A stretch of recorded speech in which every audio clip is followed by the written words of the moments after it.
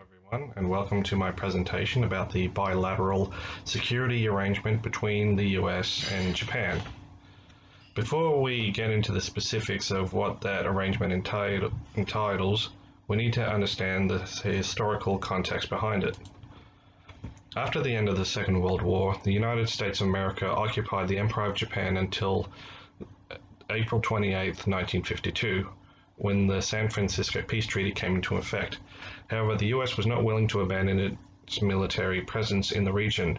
With the Cold War happening in Asia and the current war in Korea, along with the military threats from China and the Soviet Union, American strategists were insistent that US forces should remain in the region, with Japan being a strategic partner despite being militarily disarmed.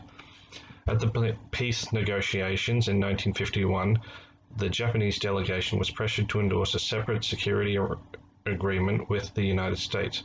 While reluctant, the Japanese delegation accepted ongoing subordination with the US and signed the US-Japan Security Treaty on the same day as the San Francisco Peace Treaty. This security treaty has since been revised and renewed with almost 50,000 American troops stationed in Japan today.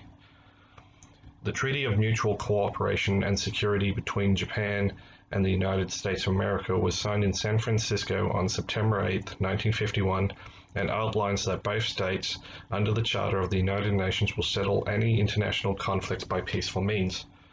They will contribute to the development of friendly international relations utilizing both continuous self-help and mutual aid to resist armed attack. This means that they will consult from time to time if the security of Japan or the Far East is threatened, and any attack would threaten Japan's own right to peace. Such an agreement gives the United States the right to use their land, sea, and air forces in Japan and shall be governed by a separate agreement. This agreement does not affect and shall not be interpreted as affecting in any way the rights and obligations of the parties under the Charter of the United Nations. Due to the changing political climate surrounding Japan, both states have sought to strengthen their security arrangements and to enhance the deterrence capabilities not just for Japan but for the entire Southeast Asian region as well. To ensure this, Japan and the US are further enhancing their deterrence and response capabilities under the guidelines and legislations for peace and security. This includes strengthening and expanding their cooperation in areas related to ballistic missile defense, cyberspace, outer space, and maritime security. These arrangements have been made to help deter engagements from both North Korea and China. Currently, both the US and Japan are concerned with the nuclear proliferation of North Korea.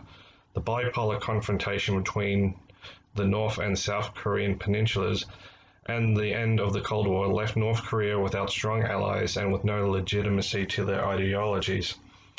Also, the first conflict in Iraq, the Gulf War, indicated that the US had no balancer to their power and policies, leading to many smaller countries' fear for their survival. This has led to a situation where the biggest perceived enemy is the dominant global power and uses this power on their enemies.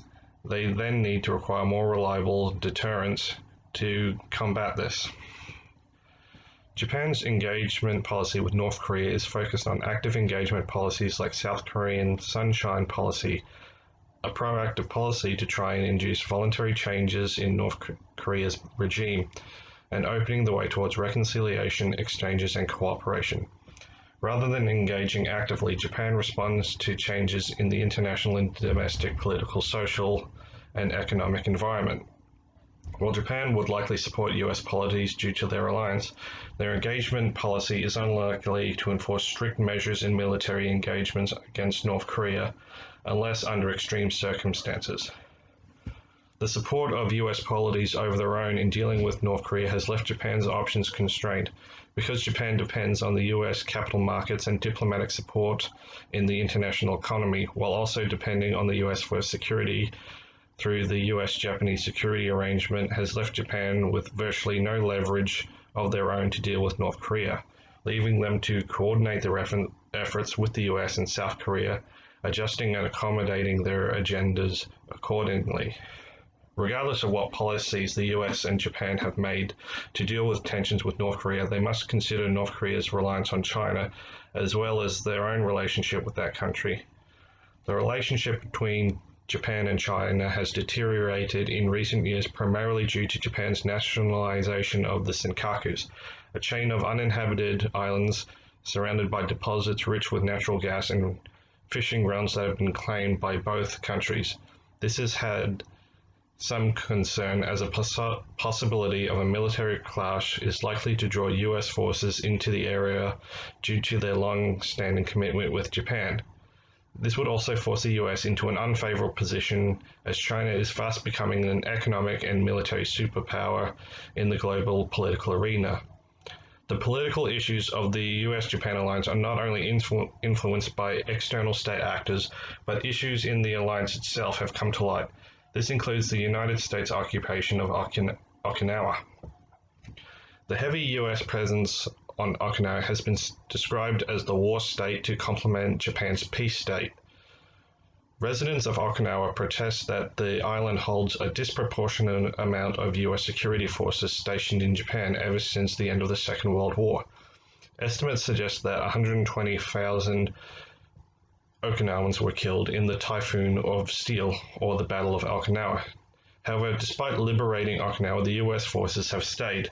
Currently, 3/5 of the US forces stationed in Japan are in Okinawa, despite only contributing to 0.6% of the country's landmass. During this time, many crimes, including rapes, have been perpetrated by the US troops stationed there. This has led to Okinawan citizens to protest to the rest of Japan that they do not understand the presence of the US forces on the island, as US military influence on public life is minimal in the rest of the country. Vice versa, the rest of Japan views the protests as treasonous, saying that they threaten their relationship with the US. Regardless of the animosity of the Okinawan people, it is important to consider the financial responsibilities of this security arrangement. Since his election in 2016, Donald Trump has called for the United States allies to shoulder more of the costs of their partnerships with Japan being no exception, with Trump saying that they do not pay enough for hosting the US bases. Recently, he has called for changes to the alliance, which he perceives as being unfair on the US.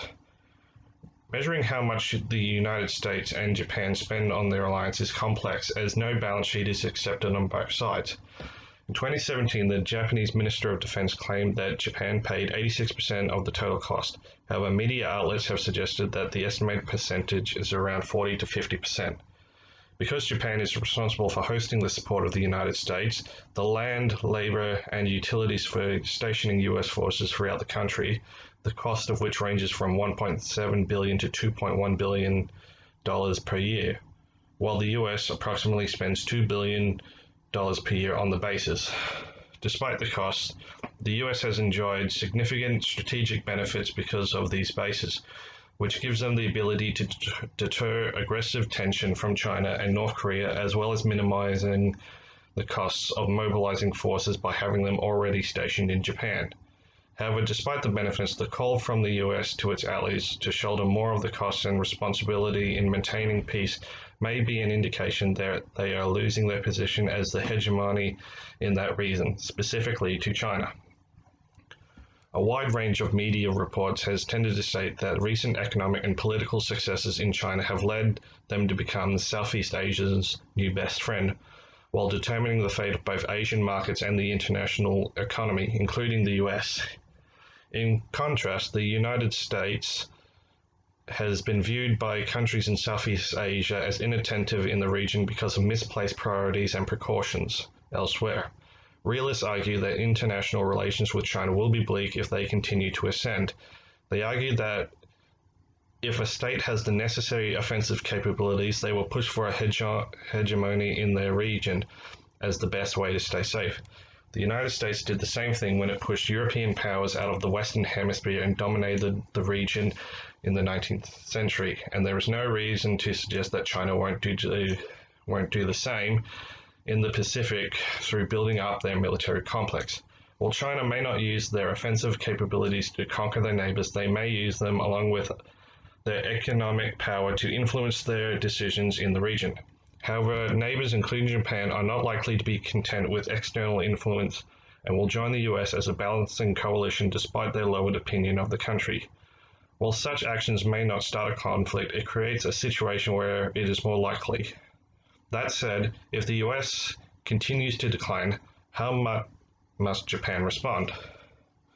As the United States has passed the peaks of its hegemony, the Japanese government perceives that current diplomatic approaches, including the policies regarding China, as a continuation of previous practices.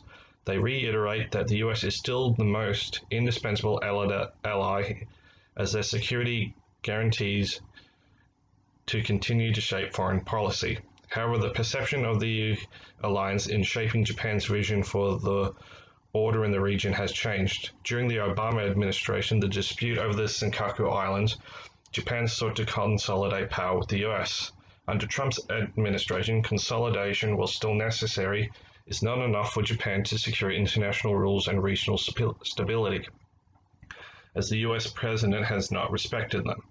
Considering that both the future of China and the US is unpredictable at this point, Japan cannot deny the possibility that the two countries will remain antagonistic to each other in the future. The global theater has changed radically since the agreement between Japan and the United States. The Cold War has ended and led to the collapse of the United States' biggest economic and political rival, the USSR, and has since enjoyed a hegemony as the world's dominant superpower. However, the agreement today remains, even though the original reasons for doing so have diminished. Because of this, new issues have arisen in the area with the nuclear proliferation of North Korea and the rise in influential sphere of China in the region. It remains to be seen as to whether or not this will lead to conflict. However, the diminishing influence of the United States and the reliance on their policies have led Japan unable to take a proactive role in shaping the region in a meaningful way. If peace is to be maintained, the current security arrangement must be re-evaluated. Thank you.